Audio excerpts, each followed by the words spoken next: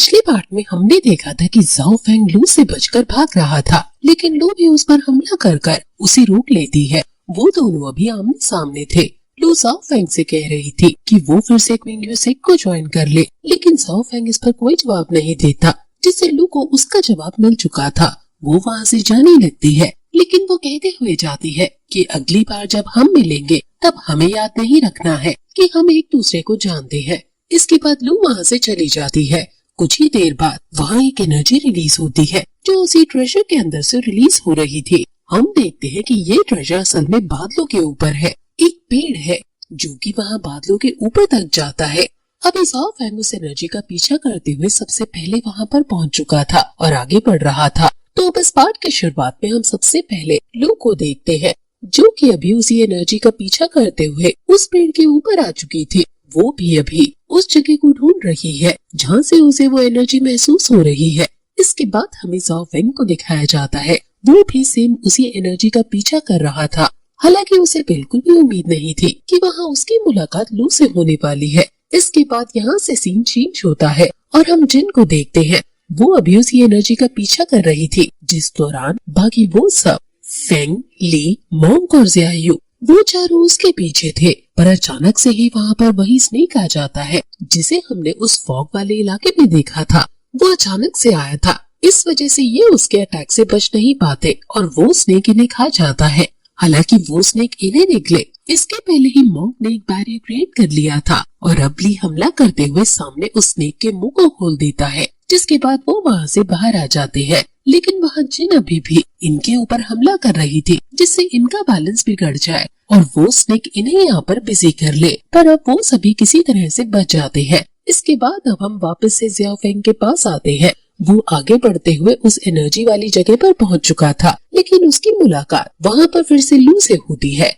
लू पहले ही तलवार सामने कर उसका रास्ता रोक चुकी थी, पर ज़ाओ फेंग चुपचाप वहाँ आगे बढ़ता है। लू फिर से उसके सामने तलवार करते हुए कहती है कि मैं ये ट्रेजर किसी भी डेमन के हाथ नहीं लगने दूंगी, क्योंकि मैं नहीं चाहती कि डेमन उस ट्रेजर को लेकर मासूमों की जान ले।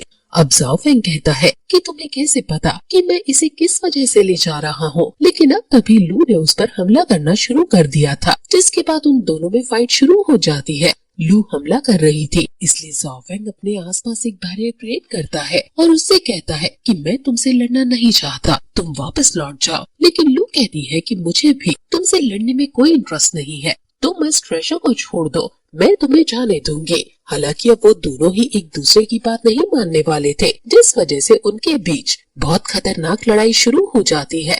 लू अभी भी स्पिरिचुअल स्वॉर्ड का इस्तेमाल कर रही थी, लेकिन वो सारी तलवारें ज़ाओ फेंग बहुत ही आसानी से डिस्ट्रॉय कर देता है। ज़ाओ फेंग भी अपनी कई सारे पावरफुल डेमन टेक्निक्स का इस्तेमाल करता है, लेकिन लू पहले से बहुत ज्यादा ताकतवर हो चुकी है। इस वजह से वो उसके हर एक अटैक को बहुत ही आसानी से रोक ले रही थी। अब तभी अचानक से वो अपने थंडर टेक्निक का इस्तेमाल करती है, जो कि किंग युएनसेक की टेक्निक है।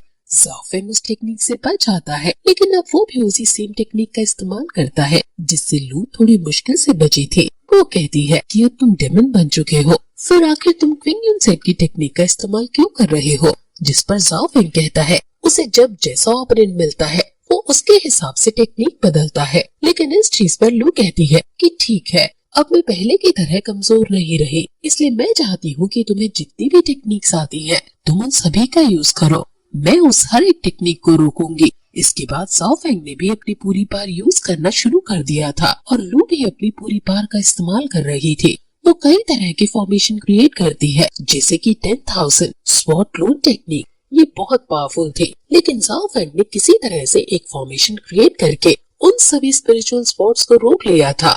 अभी फिर से उनकी तलवारें टकराती है, जिसके बाद ज़ाओ फेंग थोड़ा सा दूर आता है और फिर एक खास फॉर्मेशन क्रिएट करता है। लेकिन उसी दौरान यहाँ पर लू ने भी एक फॉर्मेशन क्रिएट कर लिया था, जो कि फ्रीजिंग फॉर्मेशन था। वो इस फ्रीजिंग फॉर्मेशन की मदद से ज़ाओ फेंग के बनाए हुए इस फॉर्मेशन को जमा देता है, लेकिन ज़ाओ फेंग हारा नहीं था। ज़ाओ फेंग पीछे हटता है और बहुत ही पावरफुल डेमन टेक्निक का इस्तेमाल करता है। उसने अपना स्पिरिचुअल पाम क्रिएट किया था। उसे रोकने के लिए लू ने अपने सामने एक बड़ा सा फॉर्मेशन क्रिएट कर लिया था, लेकिन ज़ाओ फेंग का वो पाम अटैक स्पिरिचुअल एनर्जी के साथ कनेक्ट होने की वजह से अपने पोजीशन को चेंज कर पा रहा था। लू बड़ी मुश्किल से उससे बचती है। तभी जाओ फेंग वैसे ही कई सारे पाम क्रिएट करता है जो कि एक साथ लू की तरफ बढ़ रहे थे। पर अब तभी लू एक बहुत ही ज्यादा पावरफुल फ्रीजिंग फॉर्मेशन क्रिएट करती है, जिसकी वजह से उसने एक ही साथ उन सारे पाम अटैक को फ्रीज कर दिया था। साथ ही इसके बाद वो उन्हें डिस्ट्रॉय कर देती है। अब कुछ देर के लिए उनकी फाइट रुक चुकी थी। जाओ फेंग कहता है कि मानना पड़ेगा, तुमने 10 सालों में खुद को बहुत ताकतवर बना लिया है। मुझे नहीं लगता कि अब क्विंगियो सेक्ट में तुमसे ज्यादा ताकतवर कोई होगा। अभी लू कह तो नहीं रही थी, पर वो सोच रही थी कि अगर जाओ फेंग अभी भी क्विंगियो सेक्ट में होता तो शायद वो उसे बीट कर सकता था, यानी कि वो उससे कल्टीवेशन के मामले में आगे निकल सकता था। अब इनके बीच फिर से फाइट शुरू होती है, पर तभी वहाँ पर मोंग फेंग और जिया यू आ जाते हैं। ली उनके साथ नहीं था, साथ ही उसे चोट लग गई थी, इस वजह से वो पीछे रुक गया। वो तीनों ही अभी यहाँ जाओ फेंग को देखकर बहुत ही ज्यादा हैरान थे। साथ ही अभी जाओ फेंग भी उन्हें देखकर बहुत ही ज्यादा हैरान था। वो वहाँ नीचे आते हैं और जिया यू जाओ फेंग का नाम लेता है। जाओ फेंग भी उसी का नाम ले रहा था और वो बोलने ही वाला था, लेकिन इसके पहले ही जिन वहाँ पर आ जाती है। वो कहती है कि अरे तुम इतनी जल्दी यहाँ पहुँच गए, क्या तुम्हें वो ट्रेजर मिल गया? जिस पर यहाँ बाकी वो तीनों अभी लू की तरफ देख रहे थे, लेकिन लू इशारे करते हुए बताती है कि जाओ फेंग को वो ट्रेजर नहीं मिला है। वैसे अब यहाँ पर जाओ फेंग जिन से पूछता है कि उसके सेट में तो बहुत सारे मास्टर्स हैं, फिर आखिर उसे ही यहाँ पर क्यों भेजा? जिस पर जिन कहती है कि वो सभी है, लेकिन वो समझदार नहीं है। अगर वो सच में यहाँ पर आते तो अब तक मारे जाते। वैसे वो ये भी बताती है कि वो इन तीनों को, मतलब कि मोंग, फेंग और जिया यू को यहाँ पर ट्रैप बिछाकर लेकर आई है, जिससे कि वो लोग इन्हें हरा सके, क्योंकि वो अकेले इन तीनों को नहीं हरा सकती थी। जाओ फेंग कहता है कि ठीक है, तो कुछ टाइम के लिए हम हाथ मिला सकते हैं। जिसके बाद अचानक से जिन अपनी उस खास टेक्निक का इस्तेमाल यहाँ फेंग के ऊपर करती है।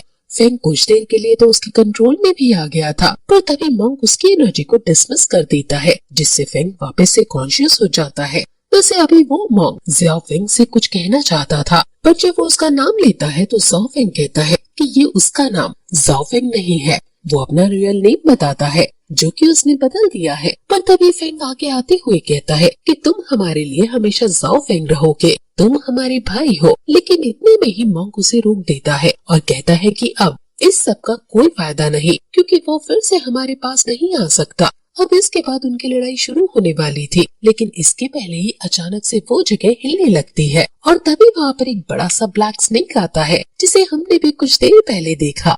हमें जानने को मिलता है कि वो स्नेक असल में इस ट्रेजर का प्रोटेक्टर है और इसी वजह से वो यहाँ पर आ रहा था। वो जब यहाँ पर आ रहा था तब अचानक से उस जगह पर पॉइजन गैस भी फैलने लगी थी। साथ ही अब बादल हटते हैं और वहाँ सनलाइट आना शुरू हो जाती है। ये सनलाइट जैसे जैसे आगे बढ़कर उस सामने लगे हुए गुफा के स्टोन पर पड़ रही थी तो वो चमकने लगा था और ये स्नेक इन सभी के सामने आ गया था। अभी वो अपने मुंह से और ज्यादा पॉइजनस गैस रिलीज करता है, जिसके बाद वो सभी वहाँ सामने से हट जाते हैं। पर हम देखते हैं कि जाओ फेंग अभी भी वहाँ से नहीं हटा था। ये चीज ऊपर आने के बाद लू भी नोटिस करती है। वो देखती है कि नीचे जाओ फेंग की हालत खराब है, वो पॉइजन गैस में खड़ा हुआ है। लेकिन जाओ फेंग के वहाँ खड़े होने की वजह कुछ और थी, क्योंकि अब सनलाइट पड़ चुकी है। इस वजह से उस गुफा का दरवाजा ओपन होने लगा था। वो जैसे ही ओपन होता है जाओ फेंग तुरंत ही वहाँ आगे बढ़ जाता है, पर ये देखते हुए लू वहाँ पर आकर उसका रास्ता रोक लेती है। पर इतने में ही वो जायंट स्नेक भी वहाँ पर पहुँचता है और उन पर हमला कर देता है, जिस वजह से वो वहाँ उस दीवार से टकरा गए थे। हालांकि हम देखते हैं कि वो दीवार धीरे धीरे बंद होने लगी थी। इसका मतलब इसके बाद वो अंदर नहीं जा पाएंगे। इसलिए ये देखते हुए जाओ फेंग तुरंत ही फिर से वहाँ अंदर जाने लगता है, लेकिन वो नोटिस करता है कि लू नीचे गिर रही थी। अगर वो उसे यहाँ छोड़ देगा तो वो जायंट स्नेक उसे चोट पहुँचाएगा, लेकिन वो यही कह रही थी कि तुम फिर से लौट कर आओ। इसी वजह से जाओ फेंग से रुका नहीं जाता। वो तुरंत उसका हाथ पकड़ता है और फिर सीधा उस गुफा की तरफ बढ़ जाता है। वो जैसे ही वहाँ अंदर जाते हैं वो दीवार बंद हो चुकी थी। इस वजह से वो जायंट स्नेक सीधा आकर उस दीवार से टकराता है और अब उसे गुस्सा आ गया था। इस वजह से वो बिना देखे सब पर हमला करने लगा था। बाकी लोग पहले ही इस चीज से बहुत हैरान थे, पर अब वो सीधे उस स्नेक से बचना शुरू कर देते हैं। वैसे तभी हम वहाँ उस मेल मास्टर को देखते हैं, जो कि अभी उस फीमेल मास्टर के साथ उधर ही आ रहा था। वो कह रहा था कि मुझे नहीं लगता कि हम लेट हुए हैं, वैसे इस तरफ अभी वो जायंट स्नेक यहाँ फेंग, मॉन्क और ज़ियायू तीनों पर हमला कर रहा था। वो तीनों इसके अटैक से बचते हैं और इसके बाद घूमते हुए उस पर हमला करना शुरू कर देते हैं। लेकिन उसे मारना इतना आसान नहीं था क्योंकि वो जायंट स्नेक बहुत बड़ा है और उसकी बॉडी बहुत हार्ड है। इस वजह से इनके अटैक उस पर काम ही नहीं कर रहे थे। ज़ियायू तो बिल्कुल सामने आकर उस पर हमला कर रहा था, लेकिन तभी वो जायंट स्नेक फिर से अपना मुंह खोलता है और उसी समय वहाँ पर फेंग आ जाता है और सामने एक फॉर्मेशन को क्रिएट करते हुए ज़ियायू को बचा लेता है। पर उस जायंट स्नेक ने उन दोनों को वहाँ से पीछे फेंक दिया था, पर मॉन्क भी उन्हें वहाँ आकर उन्हें बचा लेता है। लेकिन तभी उसकी नजर उन दोनों मास्टर पर पड़ती है। यहाँ जिन की भी नजर उन दोनों पर पड़ गई थी, इस वजह से वो तुरंत ही वहाँ से निकल जाती है। अब वो दोनों वहाँ से यहाँ आते हैं और वो मेल मास्टर कहता है कि हमें देर नहीं करनी चाहिए और काम शुरू करना चाहिए। इतना कहते हुए वो दोनों अपनी पावर मिलाकर एक बड़ा सा फॉर्मेशन उस पूरी जगह पर क्रिएट कर लेते हैं। जैसे ही वो फॉर्मेशन क्रिएट होता है, वैसे ही ये पार्ट यहीं पर खत्म हो जाता है।